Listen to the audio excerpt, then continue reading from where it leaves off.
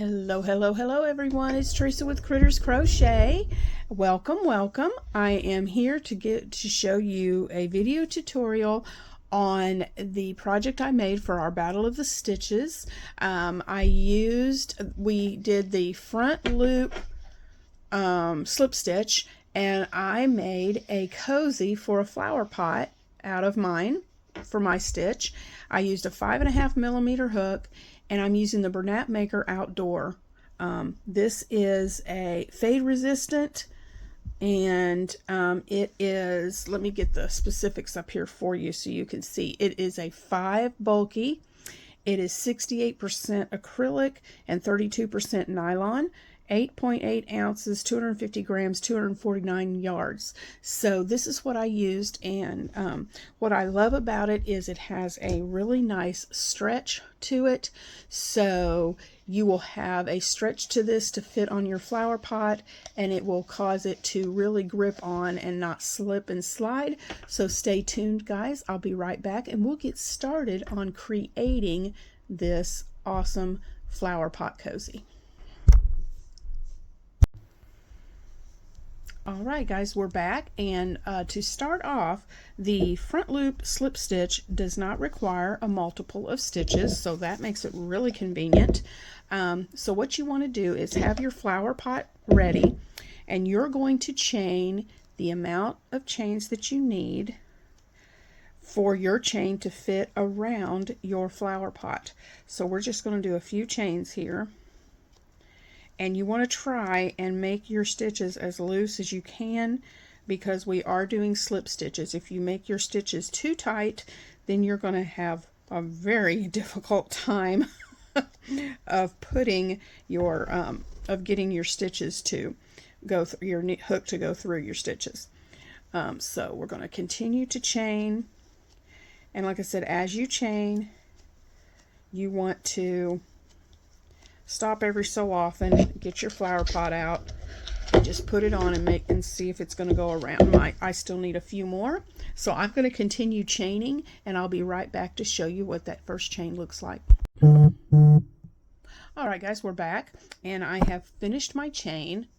And what I want to do, my flower pot is tapered, so if yours is tapered, you'll want to put your chain at the thickest part of your flower pot, which is about in the middle. Sorry, this wants to slide.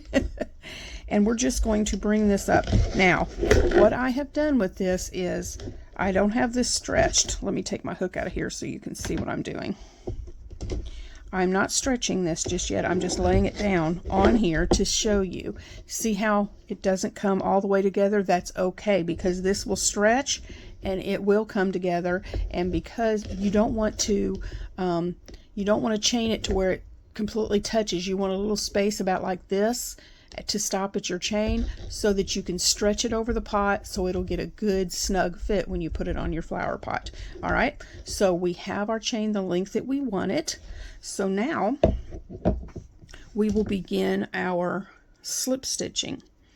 All right, so let me bring this in a little closer. Okay. And what we're going to do is we're going to go into the second chain from the hook and do our first slip stitch. So you just yarn over, pull through, and pull through. And we are going to do this, pull through and pull through, pull through and pull through, and we're going to do this down the entire length of our chain, and I'll be back when I get to the end.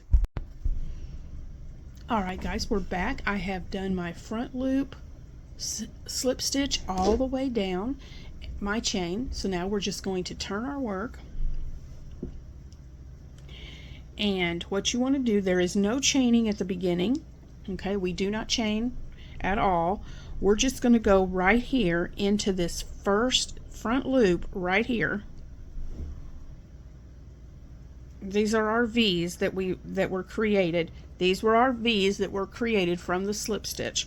So we're going to just go right into this first front loop. Okay, yarn over, pull through, and pull through. And we're going to do this all the way down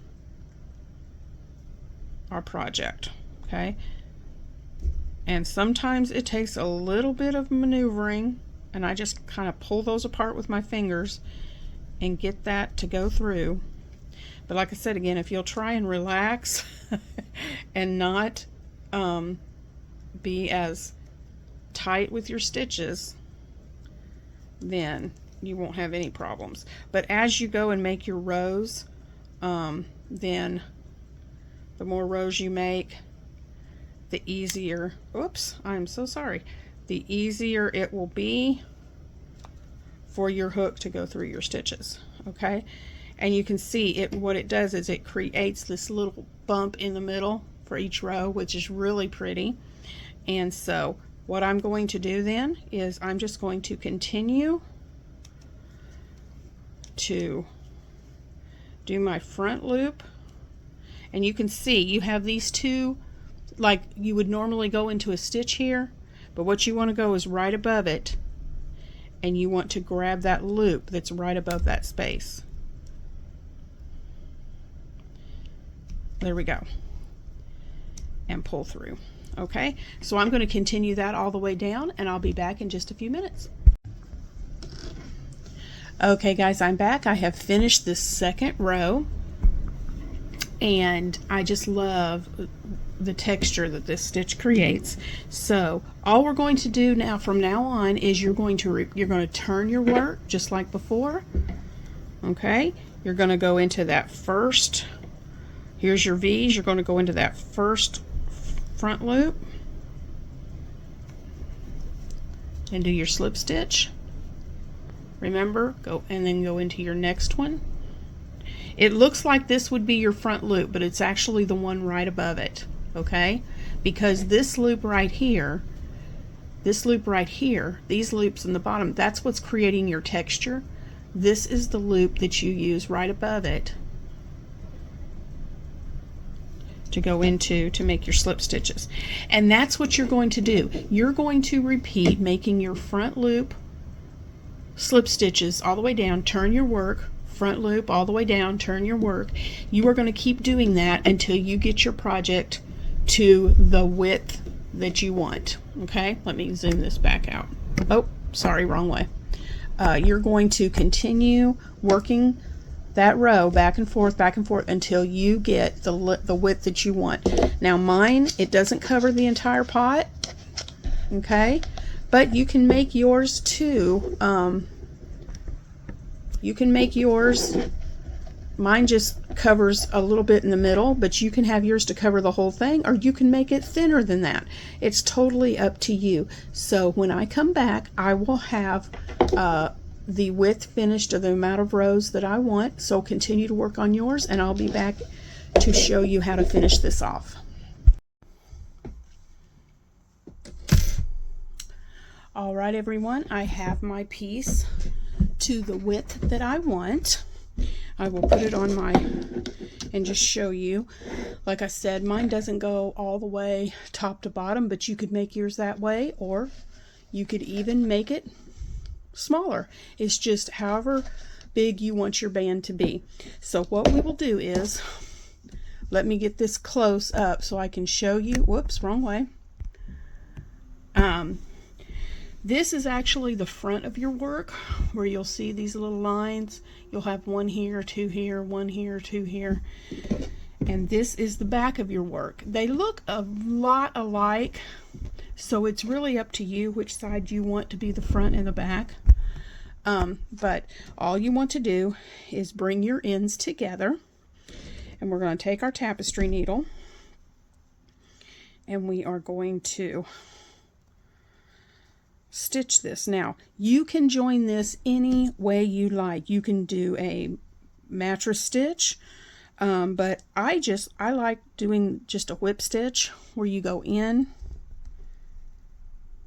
well, there you go, and then just come back around and go in the next stitch. I keep getting caught on this. This yarn is so easy to catch on your needle. Like this, and you're just going to do this all the way down your project,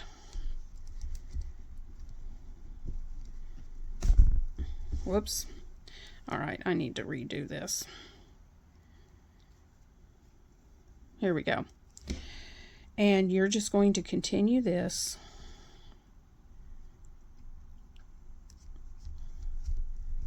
all the way down your project. So I'm going to do this off camera, and I will meet you when I get back to the end here. All right. Okay guys, I'm back and I have finished sewing my ends, whip stitching this, and I'm just going to turn it this way.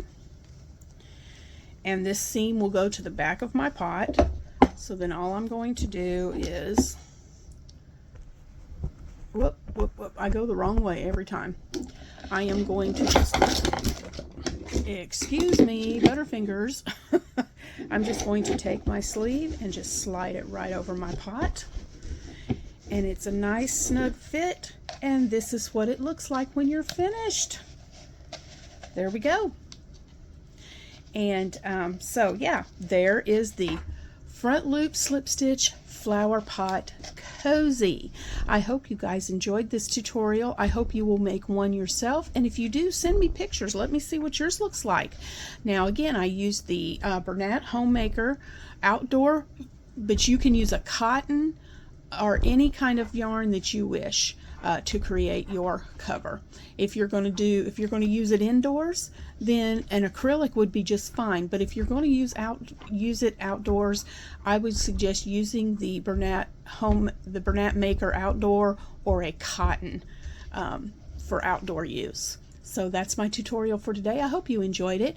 Let me know in the comments what you think. And again, if you make one of these, please send me pictures. I'd love to see them. Talk to you soon. Have a great day. Love y'all.